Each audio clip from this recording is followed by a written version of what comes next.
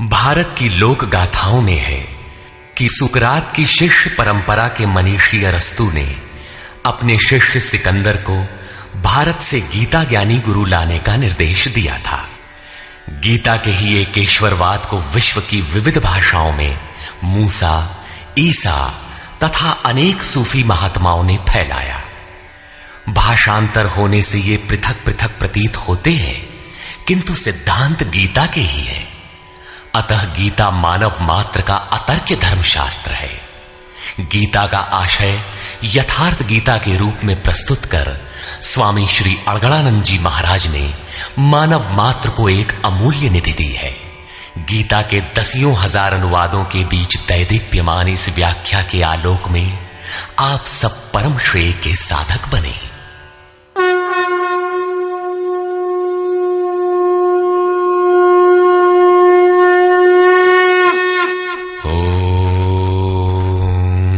श्री परमात्मने नमः। यथार्थ गीता, श्रीमद् भगवत गीता, अथ षष्ठोऽध्याय। संसार में धर्म के नाम पर रीति रिवाज, पूजा पद्धतियों, संप्रदायों का बाहुल्य होने पर कुरीतियों का शमन करके एक ईश्वर की स्थापना एवं उसकी प्राप्ति की प्रक्रिया को प्रशस्त करने के लिए किसी महापुरुष का आविर्भाव होता है। क्रियाओं को छोड़कर बैठ जाने और ज्ञानी कहलाने की रूढ़ी कृष्ण काल में अत्यंत व्यापक थी। इसलिए इस अध्याय के प्रारंभ में ही योगेश्वर श्री कृष्ण ने इस प्रश्न को चौथी बार स्वयं उठाया कि ज्ञान योग तथा निष्काम कर्म योग दोनों के अनुसार कर्म करना ही होगा। श्री भगवान वाच।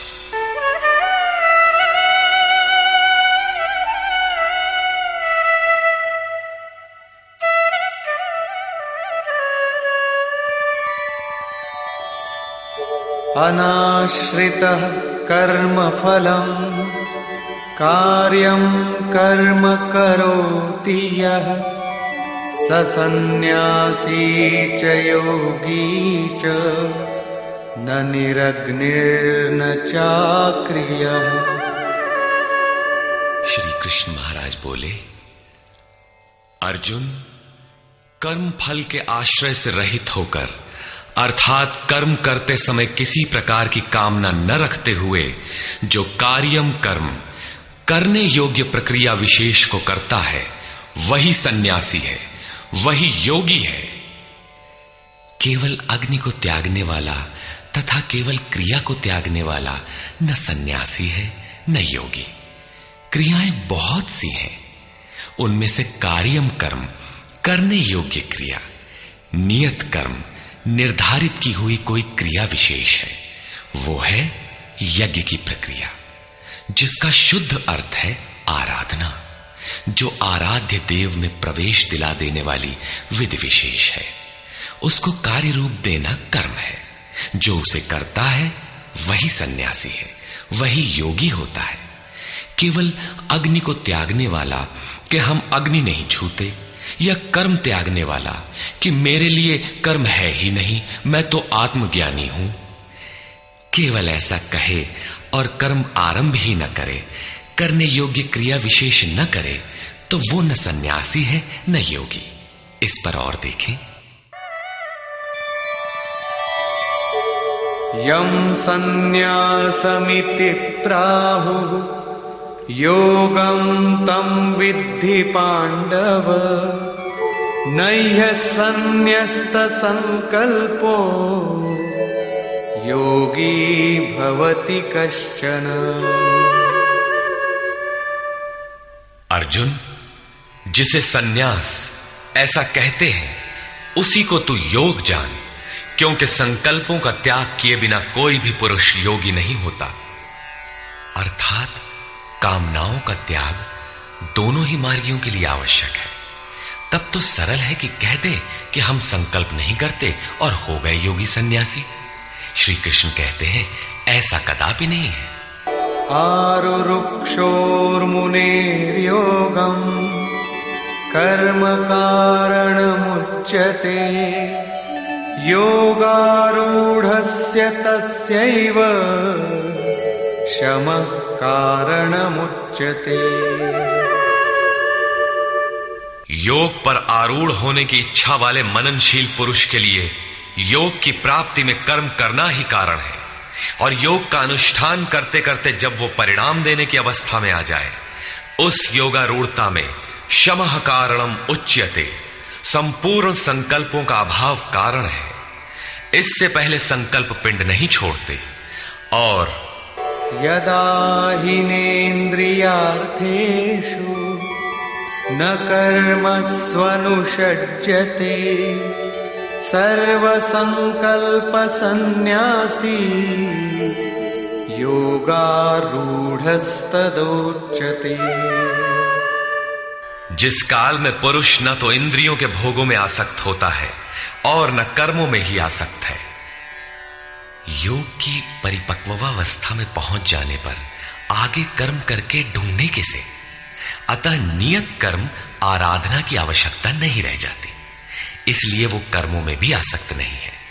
उस काल में सर्व संकल्प सन्यासी, सर्व संकल्पों का अभाव है, वही सन्यास है, वही योगारूढ़ता है। रास्ते में सन्यास नाम की कोई वस्तु नहीं है। इस योगारूढ़ता से लाभ क्या है?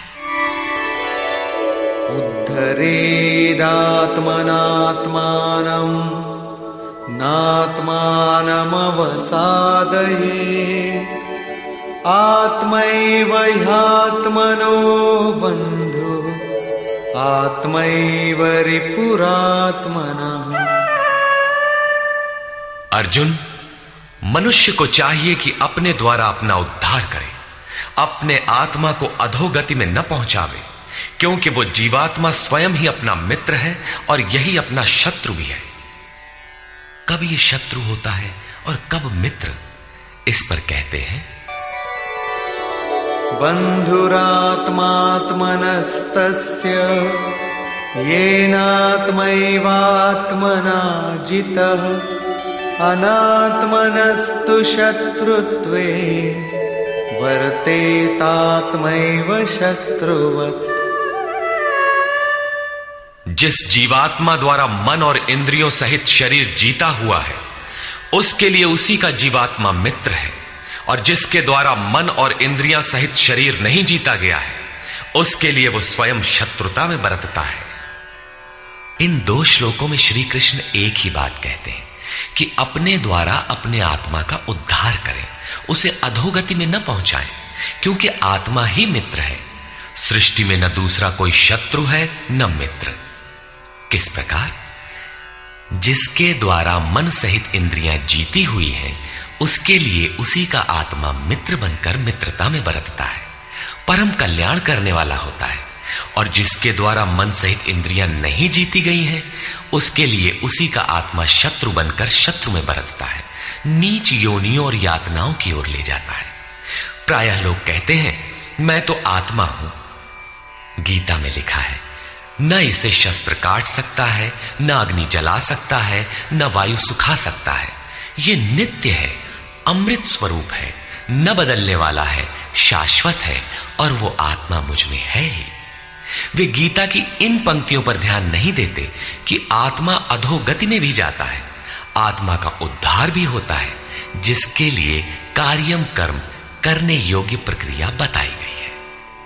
अब अनुकूल आत्मा के लक्षण देखें।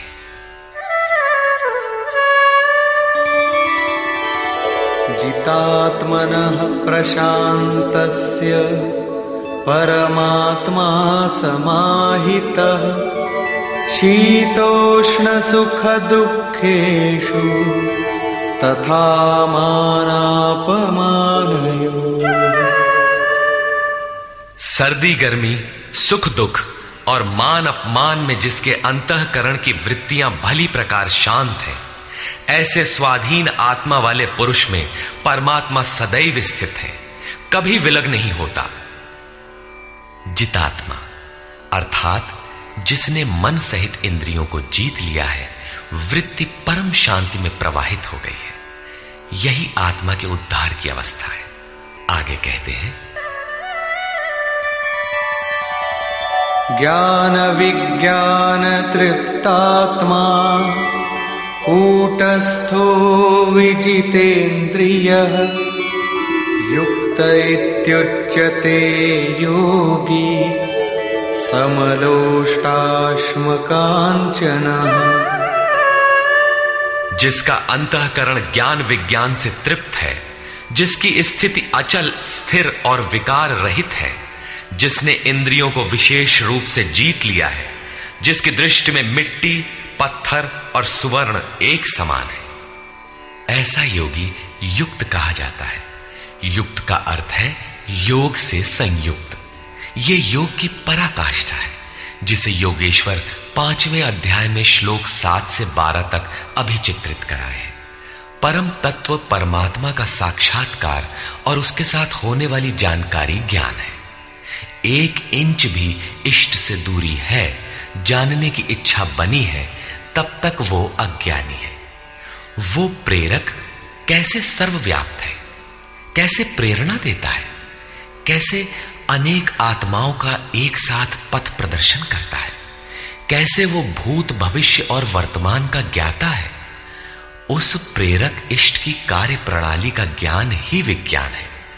जब से हृदय में इष्ट का आविर्भाव होता है, उसी दिन से वो निर्देश देने लगता है, किंतु प्रारंभ में साधक समझ नहीं पाता। पराकाष्ठा काल में ही योगी उनकी आंतरिक कार्य प्रणाली को पूर्णतः समझ पाता है। यही समझ विज्ञान है। योगारूढ़ अथवा युक्त पुरुष का अंतःकरण ज्ञान विज्ञान से तृप्त रहता है। इसी प्रकार योग युक्त पुरुष की स्थिति का निरूपण करते हुए योगेश्वर श्री कृष्ण पुनः कहते हैं, सुहृन्मित्रार्युदासीन मध्यस्थद्वेष्य बन्धुषु साधुष्वपि च पापेषु समबुद्धिर्विशिष्यते। प्राप्ति के पश्चात महापुरुष समदर्शी और समवर्ती होता है। जैसे पिछले श्लोक में उन्होंने बताया कि जो पूर्ण ज्ञाता या पंडित है, वो विद्या विनय संपन्न ब्राह्मण में, चांडाल में, गाय कुत्ता हाथी में समान दृष्टि वाला होता है। उसी का पूरक ये श्लोक है। वो हृदय से सहायता करने वाले सहृदय, मित्र, बैरी, उदासीन, द्वेषी, बंधुगणों, धर्मात्मा तथा पापियों में भी समान दृष्टि वाला योग युक्त पुरुष अति श्रेष्ठ है। वो उनके कार्यों पर दृष्टि नहीं डालता, बल्कि उनके भीतर आत्मा के संचार पर ही उसकी दृष्टि पड़ती है। इन सब में वो केवल इतना अंतर देखता है कि कोई कुछ नीचे की सीढ़ी पर खड़ा है तो कोई निर्मलता के समीप, किंतु वो क्षमता सब में है। यहां योग युक्त के लक्षण पुनः दोहराए गए।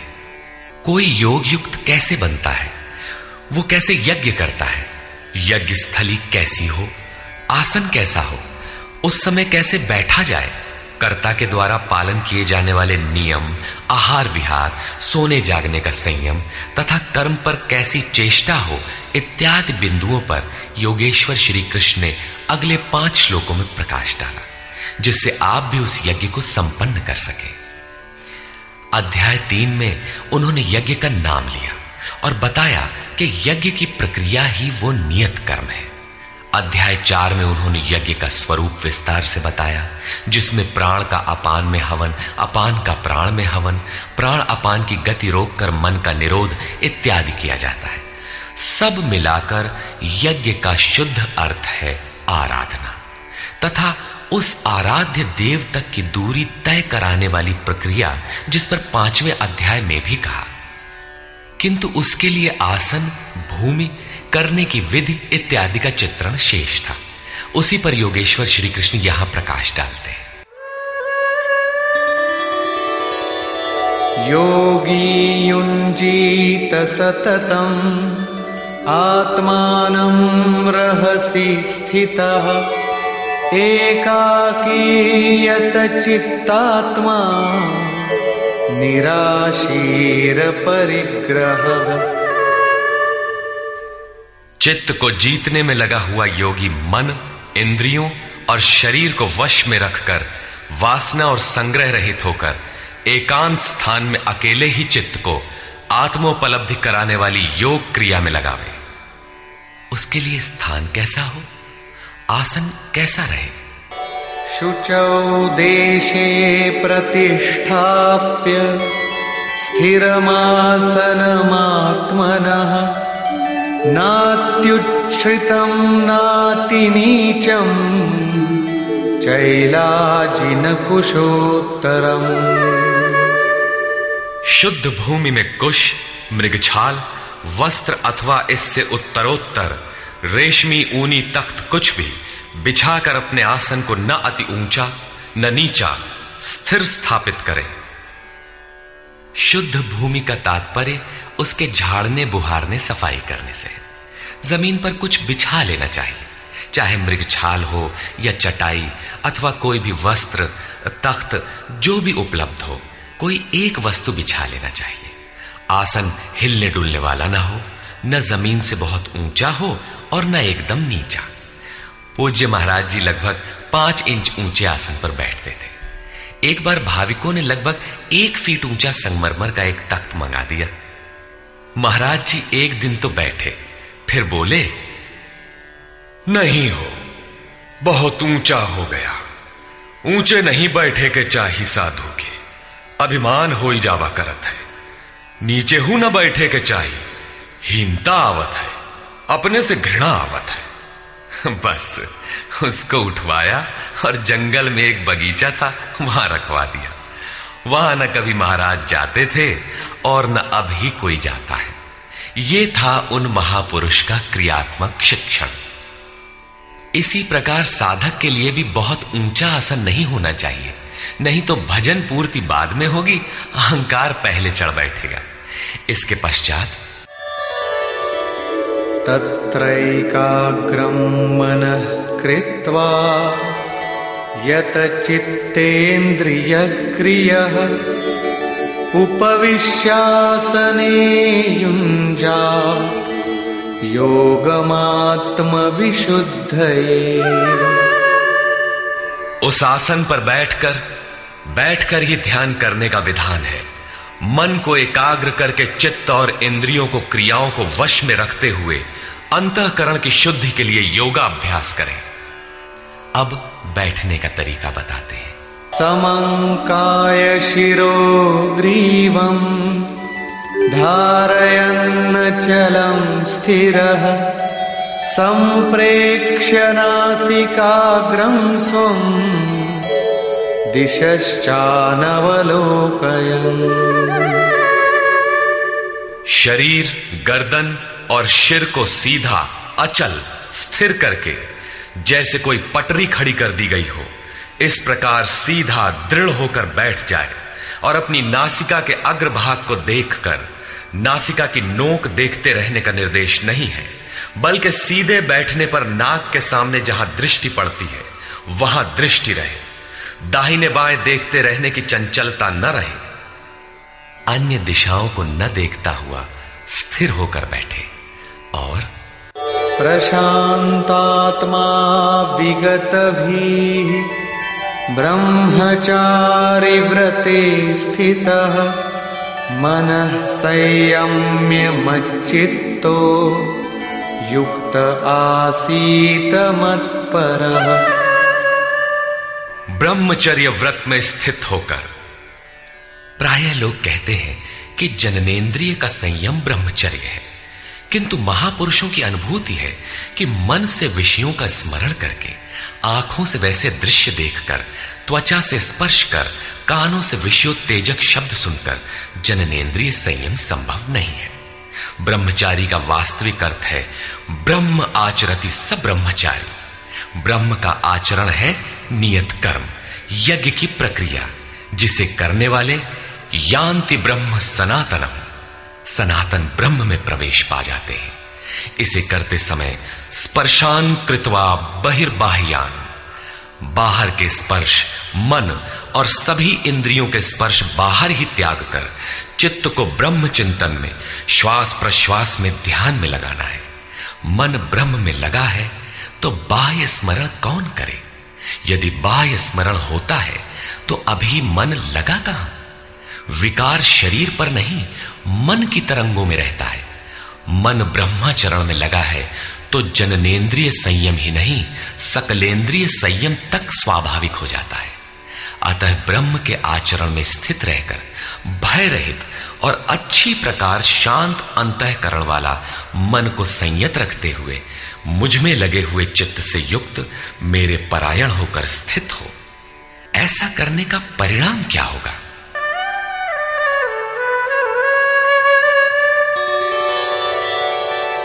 युञ्जन्नेवं सदात्मानं योगी नियतमानसः शान्तिं निर्वाण परमा मत्संस्थामधिगच्छति।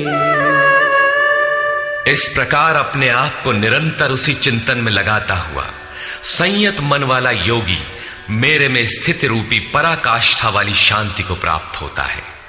इसलिए अपने को निरंतर कर्म में लगाए। यहां यह प्रश्न पूर्ण प्राय है। अगले 2 श्लोकों में वे बताते हैं कि परमानंद वाली शांति के लिए शारीरिक संयम, युक्ताहार, विहार भी आवश्यक है। नात्यश्नतस्तु योगोऽस्ति न चैकान्तमनश्नतः न चाति स्वप्नशीलस्य जाग्रतो नैव चार्जुन।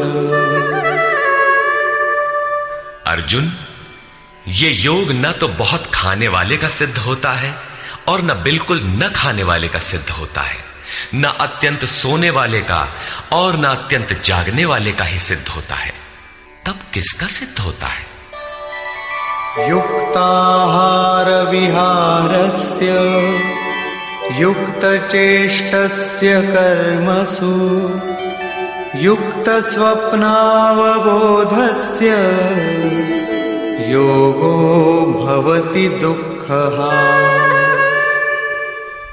दुखों का नाश करने वाला ये योग उचित आहार विहार, कर्मों में उपयुक्त चेष्टा और संतुलित शयन जागरण करने वाले का ही पूर्ण होता है। अधिक भोजन करने से आलस्य, निद्रा और प्रमाद घेरेंगे, तब साधना नहीं होगी। भोजन छोड़ देने से इंद्रियां क्षीण हो जाएंगी, अचल स्थिर बैठने की क्षमता नहीं रहेगी। पूज्य महाराज जी कहते थे कि खुराक से 1.5-2 रोटी कम खाना चाहिए। विहार अर्थात साधन के अनुकूल विचरण, कुछ परिश्रम भी करते रहना चाहिए। कोई कार्य ढूंढ लेना चाहिए, अन्यथा रक्त संचार शिथिल पड़ जाएगा, रोग घेर लेंगे। सोना और जागना आयु, आहार और अभ्यास से घटता बढ़ता है। महाराज जी कहा करते थे, योगी को 4 घंटे सोना चाहिए और अनवरत चिंतन में लगे रहना चाहिए। हट करके न सोने वाले शीघ्र पागल हो जाते हैं। कर्मों में उपयुक्त चेष्टा भी हो, अर्थात नियत कर्म आराधना के अनुरूप निरंतर प्रयत्नशील हो। बाह्य विषयों का स्मरण न कर सदैव उसी में लगे रहने वाले का ही योग सिद्ध होता है।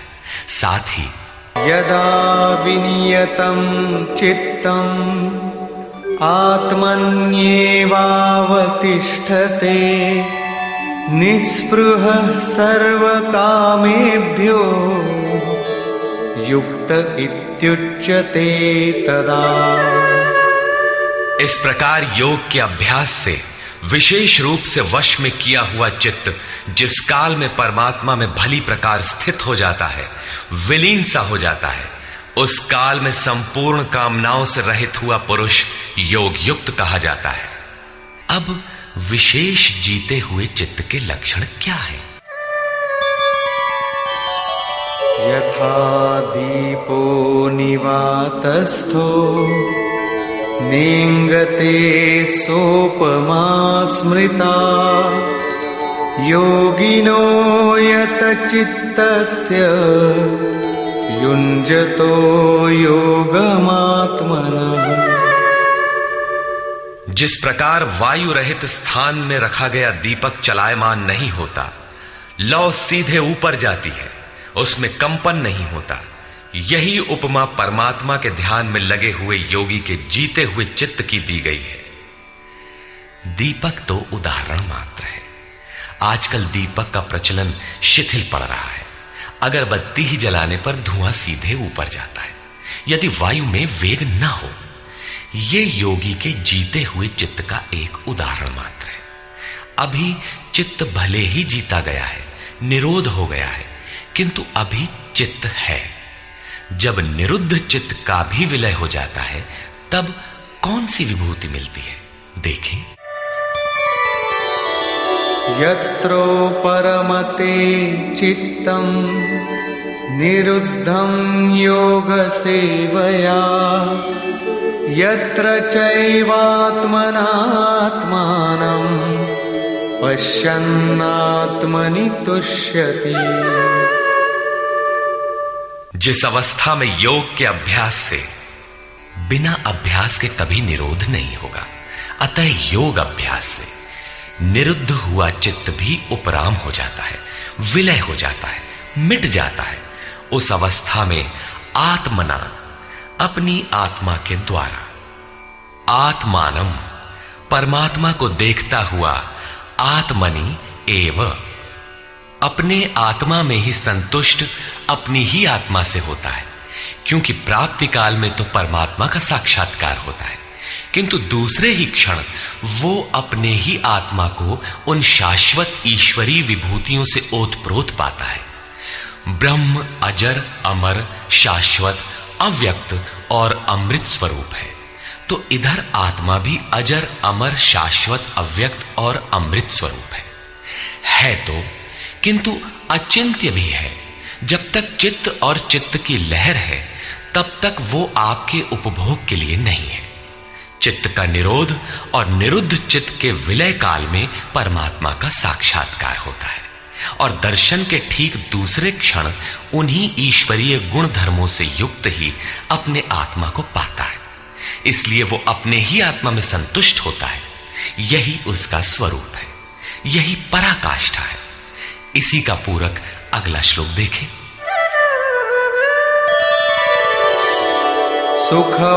सुखमात्यन्तिकं यत्तत् बुद्धिग्राह्यमतीन्द्रियं वेत्ति यत्र न चैवायं स्थितश्चलति तत्वतः। तथा इंद्रियों से अतीत केवल शुद्ध हुई सूक्ष्म बुद्धि द्वारा ग्रहण करने योग्य जो अनंत आनंद है, उसको जिस अवस्था में अनुभव करता है और जिस अवस्था में स्थित हुआ योगी भगवत स्वरूप को तत्व से जानकर चलायमान नहीं होता, सदैव उसी में प्रतिष्ठित रहता है। तथा यं लब्ध्वा चापरं लाभं मन्यते नाधिकं ततः यस्मिन् स्थितो न दुःखेन गुरुणापि विचाल्यते। परमेश्वर की प्राप्ति रूप जिस लाभ को, पराकाष्ठा की शांति को प्राप्त कर उससे अधिक दूसरा कुछ भी लाभ नहीं मानता, और भगवत प्राप्ति रूप जिस अवस्था में स्थित हुआ योगी बड़े भारी दुख से भी चलायमान नहीं होता, दुख का उसे भान भी नहीं होता, क्योंकि भान करने वाला चित्त तो मिट गया। इस प्रकार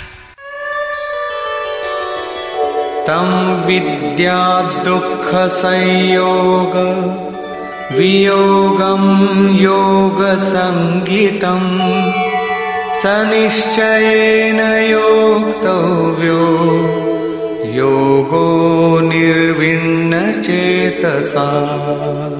जो संसार के संयोग और वियोग से रहित है उसी का नाम योग है। जो आत्यंतिक सुख है उसके मिलन का नाम योग है। जिसे परम तत्व परमात्मा कहते हैं उसके मिलन का नाम योग है। वो योग न उकताए हुए चित्त से निश्चय पूर्वक करना कर्तव्य है। धैर्य पूर्वक लगा रहने वाला ही योग में सफल होता है।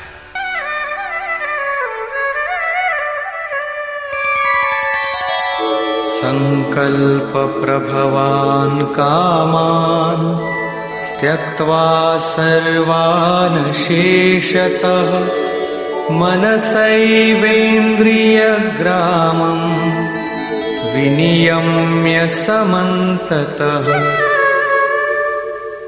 इसलिए मनुष्य को चाहिए कि संकल्प से उत्पन्न होने वाली संपूर्ण कामनाओं को वासना और आसक्ति सहित सर्वथा त्याग कर मन के द्वारा इंद्रियों के समुदाय को सब ओर से अच्छी प्रकार वश में करके शनैः शनैरुपरमेद् बुद्ध्या धृतिगृहीतया आत्मसंस्थं मनः कृत्वा न किंचिदपि चिंतयेत्। क्रम क्रम से अभ्यास करता हुआ उपरामता को प्राप्त हो जाए, चित्त का निरोध और क्रमशः विलय हो जाए, तदनंतर वो धैर्य युक्त बुद्धि द्वारा मन को परमात्मा में स्थित करके अन्य कुछ भी चिंतन न करे। निरंतर लगकर पाने का विधान है, किंतु आरंभ में मन लगता नहीं। इस पर योगेश्वर कहते हैं, यतो यतो निश्चरति मनश्चञ्चलमस्थिरम् ततस्ततो नियम्यैतद् आत्मन्येव वशं नयेत्। ये स्थिर न रहने वाला चंचल मन जिस जिस कारण से सांसारिक पदार्थों में विचरता है, उससे रोककर बारंबार अंतरात्मा में ही निरोध करे। प्रायः लोग कहते हैं कि मन जहां भी जाता है जाने दो, प्रकृति में ही तो जाएगा और प्रकृति भी उस ब्रह्म के ही अंतर्गत है। प्रकृति में विचरण करना ब्रह्म के बाहर नहीं है। किंतु श्री कृष्ण के अनुसार यह गलत है। गीता में इन मान्यताओं का किंचित भी स्थान नहीं है। श्री कृष्ण का कथन है कि मन जहां जहां जाए, जिन माध्यम से जाए, उन्हीं माध्यम से रोककर परमात्मा में ही लगावें। मन का निरोध संभव है। इस निरोध का परिणाम क्या होगा? प्रशांतमनसं येनं योगिनं सुखमुत्तमम् उपैति शान्तरजसं ब्रह्मभूतमकल्मषम्। जिसका मन पूर्ण रूपेण शांत है, जो पाप से रहित है, जिसका रजोगुण शांत हो गया है, ऐसे ब्रह्म से एकीभूत योगी को सर्वोत्तम आनंद प्राप्त होता है, जिससे उत्तम कुछ भी नहीं है। इसी पर पुनः बल देते हैं, युञ्जन्नेवं सदात्मानं योगी विगतकल्मषः सुखेन ब्रह्म संस्पर्शम् अत्यंतं सुखमश्नुते। पाप रहित योगी इस प्रकार आत्मा को निरंतर उस परमात्मा में लगाता हुआ सुखपूर्वक परब्रह्म परमात्मा की प्राप्ति के अनंत आनंद की अनुभूति करता है। वो ब्रह्म संस्पर्श अर्थात ब्रह्म के स्पर्श और प्रवेश के साथ अनंत आनंद का अनुभव करता है। अतः भजन अनिवार्य है। इसी पर आगे कहते हैं, सर्वभूतस्थमात्मानं सर्वभूतानि चात्मनि ईक्षते योगयुक्तात्मा सर्वत्र समदर्शनः। योग के परिणाम से युक्त आत्मा वाला, सब में समभाव से देखने वाला योगी आत्मा को संपूर्ण प्राणियों में व्याप्त देखता है और संपूर्ण भूतों को आत्मा में ही प्रवाहित देखता है। इस प्रकार देखने से लाभ क्या है? यो मां पश्यति सर्वत्र सर्वं च मयि पश्यति तस्याहं न प्रणश्यामि स च मे न प्रणश्यति। जो पुरुष संपूर्ण भूतों में मुझ परमात्मा को देखता है, व्याप्त देखता है और संपूर्ण भूतों को मुझ परमात्मा के ही अंतर्गत देखता है, उसके लिए मैं अदृश्य नहीं होता हूं और वो मेरे लिए अदृश्य नहीं होता। ये प्रेरक का आमने सामने मिलन है, सख्य भाव है, सामीप्य मुक्ति है। सर्वभूतस्थितं यो मां भजत्येकत्वमास्थितः सर्वथा वर्तमानोऽपि स योगी मयि वर्तते। जो पुरुष अनेकता से परे उपर्युक्त एकत्व भाव से मुझ परमात्मा को भजता है, वो योगी सब प्रकार के कार्यों में बरतता हुआ मेरे में ही बरतता है, क्योंकि मुझे छोड़कर उसके लिए कोई बचा भी तो नहीं। उसका तो सब मिट गया, इसलिए वो अब उठता बैठता जो कुछ भी करता है मेरे संकल्प से करता है। आत्मौपम्येन सर्वत्र समं पश्यति योऽर्जुन सुखं वा यदि वा दुःखं स योगी परमो मतः। हे अर्जुन, जो योगी अपने ही समान संपूर्ण भूतों में सम देखता है, अपने जैसा देखता है, सुख और दुख भी सब में समान देखता है, वो योगी जिसका भेदभाव समाप्त हो गया है, परम श्रेष्ठ माना गया है। प्रश्न पूरा हुआ। इस पर अर्जुन ने प्रश्न किया। अर्जुन उवाच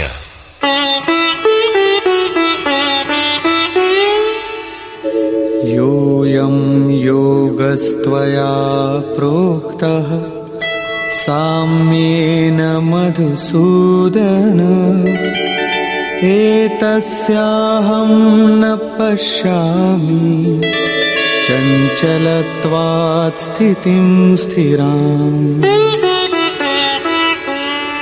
हे मधुसूदन, ये योग जो आप पहले बता आए हैं, जिससे समत्व भाव दृष्टि मिलती है, मन के चंचल होने से बहुत समय तक इसमें ठहरने वाली स्थिति में मैं अपने को नहीं देखता। चंचलं हि मनः कृष्ण प्रमाथि बलवदृढम् तस्याहं निग्रहं मन्ये वायोरिव सुदुष्करम्। हे श्री कृष्ण, ये मन बड़ा चंचल है, प्रमथन स्वभाव वाला है, अर्थात दूसरे को मत डालने वाला हठी तथा बलवान है। इसलिए इसे वश में करना मैं वायु की भांति अति दुष्कर मानता हूं। तूफानी हवा और इसको रोकना बराबर है। इस पर योगेश्वर श्री कृष्ण कहते हैं, श्री भगवान उवाच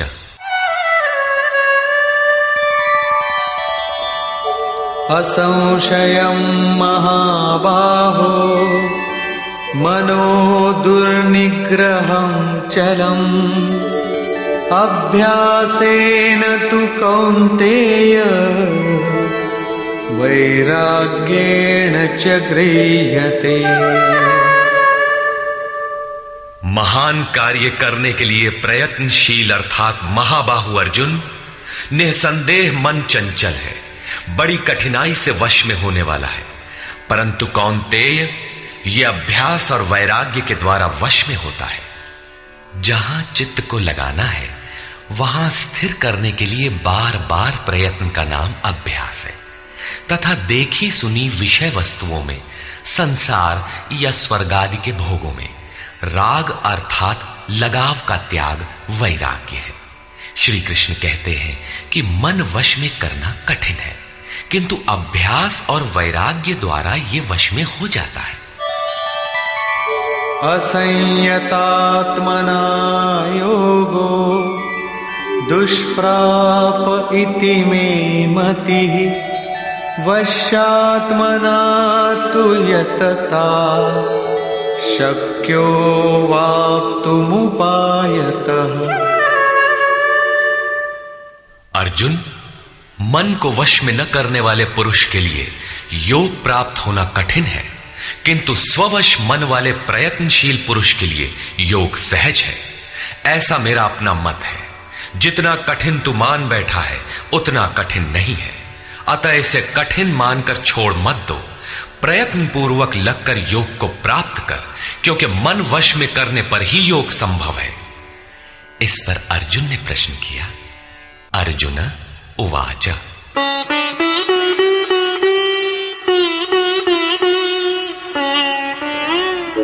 अयति श्रद्धयोपेतो योगाच्चलितमानसः अप्राप्य योगसंसिद्धिं कां गतिं कृष्ण गच्छति। योग करते करते यदि किसी का मन चलायमान हो जाए, यद्यपि अभी योग में उसको श्रद्धा है ही, तो ऐसा पुरुष भगवत सिद्धि को प्राप्त न होकर किस गति को पाता है? कच्चिन्नो भय विभ्रष्टः छिन्नाभ्रमिव नश्यति अप्रतिष्ठो महाबाहो विमूढ़ो ब्रह्मणः पथि। महाबाहु श्री कृष्ण, भगवत प्राप्ति के मार्ग से विचलित हुआ वो मोहित पुरुष छिन्न भिन्न बादल की भांति दोनों ओर से नष्ट भ्रष्ट तो नहीं होता। छोटी सी बदली आकाश में छाए तो वो न बरस पाती है, न लौटकर मेघों से ही मिल पाती है, बल्कि हवा के झोंकों से देखते देखते नष्ट प्राय हो जाती है। उसी प्रकार शिथिल प्रयत्न वाला, कुछ काल तक साधन करके स्थगित करने वाला नष्ट तो नहीं हो जाता। वो न आप में प्रवेश कर सका और न भोग ही भोग पाया, उसकी कौन सी गति होती है?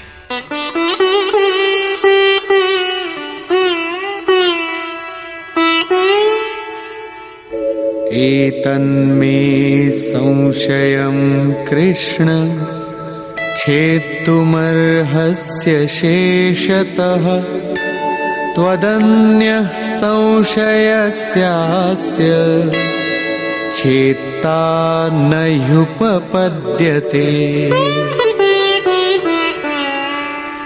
हे श्री कृष्ण, मेरे इस संशय को संपूर्णता से मिटाने के लिए आप ही सक्षम हैं।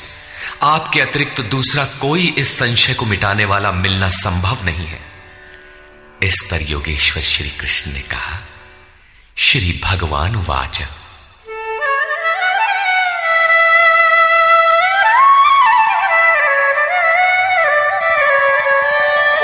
पार्थ नैवेह नामुत्र विनाशस्तस्य विद्यते न हि कल्याणकृत् कश्चित् दुर्गतिं तात गच्छति। पार्थिव शरीर को ही रथ बनाकर लक्ष्य की ओर अग्रसर अर्जुन, उस पुरुष का ना तो इस लोक में और न परलोक में ही नाश होता है, क्योंकि हे तात, उस परम कल्याणकारी नियत कर्म को करने वाला दुर्गति को प्राप्त नहीं होता। उसका होता क्या है? प्राप्य पुण्यकृतान् लोकान् उषित्वा शाश्वती समाः शुचीनां श्रीमतां गेहि योगभ्रष्टोऽभिजायते।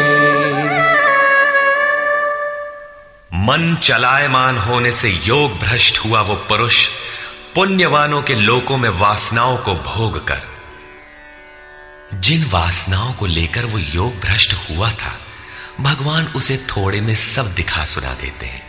उन्हें भोग कर वो शुचि नाम श्रीमताम, शुद्ध आचरण वाले श्रीमान पुरुषों के घर में जन्म लेता है। जो शुद्ध आचरण वाले हैं वही श्रीमान है। अथवा योगिनामेव कुले भवति धीमताम् एतद्धि दुर्लभतरम् लोके जन्म यदीदृशम्। अथवा वहां जन्म न मिलने पर भी स्थिर बुद्धि योगियों के कुल में वो प्रवेश पा जाता है। श्रीमानों के घर में पवित्र संस्कार बचपन से ही मिलने लगते हैं, किंतु वहां जन्म न हो पाने पर वो योगियों के कुल में, घर में नहीं, शिष्य परंपरा में प्रवेश पा जाता है। कबीर, तुलसी, रैदास, वाल्मीकि इत्यादि को शुद्ध आचरण और श्रीमानों का घर नहीं, योगियों के कुल में प्रवेश मिला। सद्गुरु के कुल में संस्कारों का परिवर्तन भी एक जन्म है, और ऐसा जन्म संसार में निसंदेह अति दुर्लभ है। योगियों के यहां जन्म का अर्थ उनके शरीर से पुत्र रूप में उत्पन्न होना नहीं है। गृह त्याग से पूर्व पैदा होने वाले लड़के मोहवश महापुरुष को भी भले ही पिता मानते रहे, किंतु महापुरुष के लिए घर वालों के नाम पर कोई नहीं होता। जो शिष्य उनकी मर्यादाओं का अनुष्ठान करते हैं, उनका महत्व लड़कों से कई गुना अधिक मानते हैं, वही उनके सच्चे पुत्र हैं। जो योग के संस्कारों से युक्त नहीं है, उन्हें महापुरुष नहीं अपनाते। पूज्य महाराज जी यदि साधु बनाते तो हजारों विरक्त उनके शिष्य होते, किंतु उन्होंने किसी को किराया भाड़ा देकर, किसी के घर सूचना भेजकर, पत्र भेजकर, समझा बुझाकर सबको उनके घर लौटा दिया। बहुत लोग हठ करने लगे तो उन्हें अपशकुन हो, भीतर से मना हो कि इसमें साधु बनने के एक भी लक्षण नहीं है, इसे रखने में भलाई नहीं है, ये पार नहीं होगा। निराश होकर दो एक ने पहाड़ से गिरकर अपनी जान भी दे दी, किंतु महाराज जी ने उन्हें अपने यहां नहीं रखा।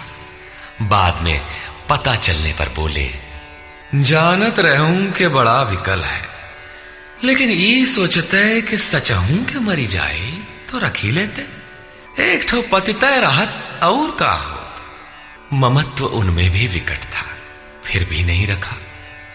6-7 को जिनके लिए आदेश हुआ था कि आज एक योग भ्रष्ट आ रहा है, जन्म जन्म से भटका हुआ चला आ रहा है, इस नाम और इस रूप का कोई आने वाला है, उसे रखो, ब्रह्म विद्या का उपदेश करो, उसे आगे बढ़ाओ। केवल उन्हीं को रखा। आज भी उनमें से एक महापुरुष धार कुंडी में बैठे हैं, एक अनुसुईया में है, 2-3 अन्यत्र भी हैं। उन्हें सद्गुरु के कुल में प्रवेश मिला। ऐसे महापुरुषों को पा जाना अति दुर्लभ है। तत्र तं बुद्धि संयोगं लभते पौर्वदेहिकं यतते च ततो भूयः संसिद्धौ कुरु नंदन।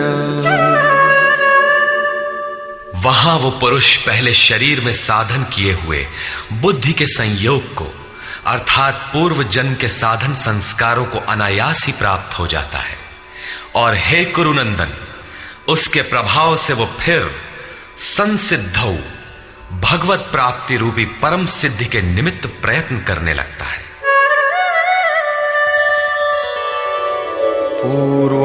पूर्वाभ्यासेन तेनैव ह्रियते ह्यवशोऽपि सः जिज्ञासुरपि योगस्य शब्द ब्रह्माति वर्तते।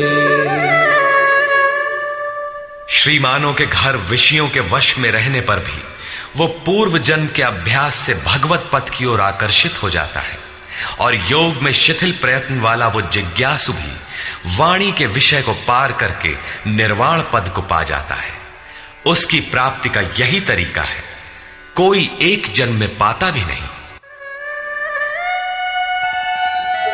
प्रयत्नाद्यतमानस्तु योगी संशुद्ध किल्बिषः अनेक जन्म संसिद्धः ततो याति परां गतिम्।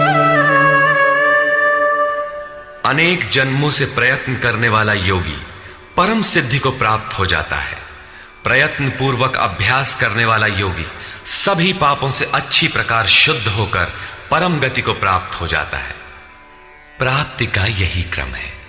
पहले शिथिल प्रयत्न से यह योग आरंभ होता है, मन चलायमान होने पर जन्म लेता है, सद्गुरु के कुल में प्रवेश पाता है और प्रत्येक जन्म में अभ्यास करते हुए वहीं पहुंच जाता है जिसका नाम परम गति, परम धाम है। योगेश्वर श्री कृष्ण ने कहा था कि इस योग में बीज का नाश नहीं होता। आप 2 कदम चल भर दें, उस साधन का कभी नाश नहीं होता। हर परिस्थिति में रहते हुए पुरुष ऐसा कर सकता है, कारण कि थोड़ा साधन तो परिस्थितियों में घिरने वाला व्यक्ति ही कर पाता है, क्योंकि उसके पास समय नहीं है। आप काले हों, गोरे हों अथवा कहीं के हों, गीता सबके लिए है, आपके लिए भी है, बशर्ते आप मनुष्य हो। उत्कट प्रयत्न वाला चाहे जो हो, किंतु शिथिल प्रयत्न वाला गृहस्थ ही होता है।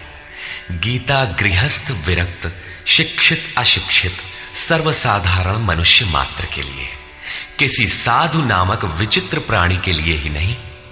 अंत में योगेश्वर श्री कृष्ण निर्णय देते हैं, तपस्विभ्योऽधिको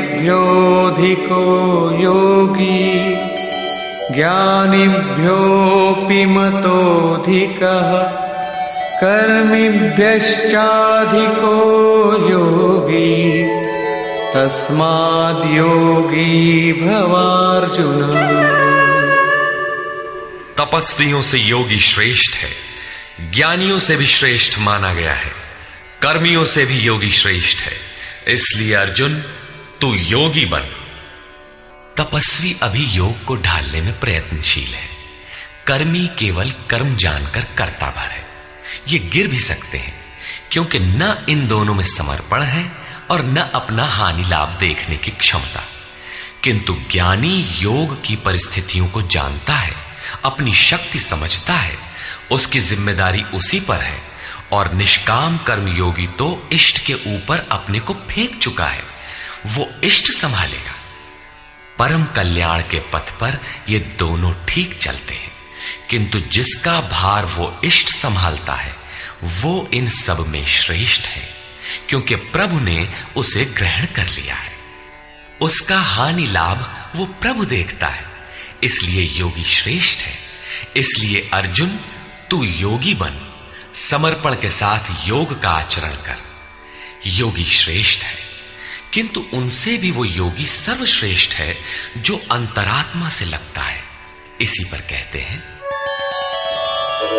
योगिनामपि सर्वेषां मद्गतेनान्तरात्मना श्रद्धावान् भजते यो मां समे युक्ततमो मतः। संपूर्ण निष्काम कर्म योगियों में भी जो श्रद्धा विभोर होकर अंतरात्मा से, अंतर चिंतन से मुझे निरंतर भजता है, वो योगी मुझे परम श्रेष्ठ मान्य है। भजन दिखावे या प्रदर्शन की वस्तु नहीं है। इससे समाज भले ही अनुकूल हो, किंतु प्रभु प्रतिकूल हो जाते हैं। भजन अत्यंत गोपनीय है, वो अंतःकरण से होता है, उसका उतार चढ़ाव अंतःकरण के ऊपर है।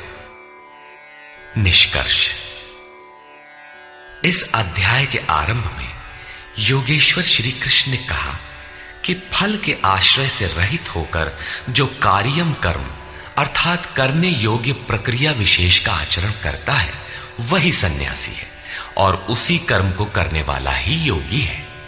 केवल क्रियाओं अथवा अग्नि को त्यागने वाला योगी अथवा सन्यासी नहीं होता। संकल्पों का त्याग किए बिना कोई भी पुरुष सन्यासी अथवा योगी नहीं होता। हम संकल्प नहीं करते, ऐसा कह देने मात्र से संकल्प पिंड नहीं छोड़ते।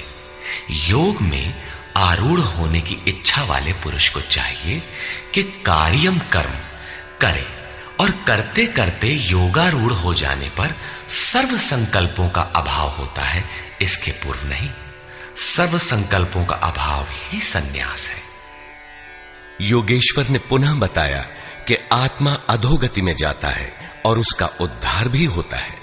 जिस पुरुष द्वारा मन सहित इंद्रियां जीत ली गई हैं, उसका आत्मा उसके लिए मित्र बनकर मित्रता में बरतता है तथा परम कल्याण करने वाला होता है। जिसके द्वारा ये नहीं जीती गईं, उसके लिए उसी का आत्मा शत्रु बनकर शत्रुता में बरतता है, यातनाओं का कारण बनता है।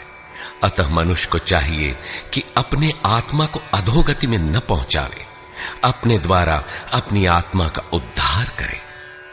उन्होंने प्राप्ति वाले योगी की रहनी बताई। यज्ञ स्थली, बैठने का आसन तथा बैठने के तरीके पर उन्होंने कहा कि स्थान एकांत और स्वच्छ हो, वस्त्र मृग चर्म अथवा कुश की चटाई में से कोई एक आसन हो। कर्म के अनुरूप चेष्टा, युक्ताहार विहार, सोने जागने के संयम पर उन्होंने बल दिया। योगी के निरुद्ध चित्त की उपमा उन्होंने वायु रहित स्थान में दीपक की अकंपित लौ से दी, और इस प्रकार उस निरुद्ध चित्त का भी जब विलय हो जाता है, उस समय वह योग की पराकाष्ठा अनंत आनंद को प्राप्त होता है। संसार के संयोग वियोग से रहित अनंत सुख का नाम योग है। योग का अर्थ है उससे मिलन। जो योगी इसमें प्रवेश पा जाता है, वह संपूर्ण भूतों में समदृष्टि वाला हो जाता है। जैसे अपनी आत्मा वैसे ही सबकी आत्मा को देखता है। वह परम पराकाष्ठा की शांति को प्राप्त होता है। अतः योग आवश्यक है। मन जहां जहां जाए वहां वहां से घसीटकर बारंबार इसका निरोध करना चाहिए। श्री कृष्ण ने स्वीकार किया कि मन बड़ी कठिनाई से वश में होने वाला है, लेकिन होता है। यह अभ्यास और वैराग्य द्वारा वश में हो जाता है। शिथिल प्रयत्न वाला व्यक्ति भी अनेक जन्म के अभ्यास से वहीं पहुंच जाता है जिसका नाम परम गति अथवा परम धाम है। तपस्वियों, ज्ञान मार्गियों तथा केवल कर्मियों से योगी श्रेष्ठ है। इसलिए अर्जुन, तू योगी बन। समर्पण के साथ अंतर मन से योग का आचरण कर। प्रस्तुत अध्याय में योगेश्वर श्री कृष्ण ने प्रमुख रूप से योग की प्राप्ति के लिए अभ्यास पर बल दिया है। अतः ओम तत्सदिति श्रीमद् भगवद गीता सूपनिषत्सु ब्रह्म विद्यायाम योग शास्त्रे श्री कृष्णा अर्जुन संवादे अभ्यास योगो नाम षष्ठोऽध्यायः। इस प्रकार स्वामी अड़गड़ानंद कृत श्रीमद् भगवद गीता के भाष्य यथार्थ गीता का छठा अध्याय पूर्ण होता है। हरि ओम तत्सत।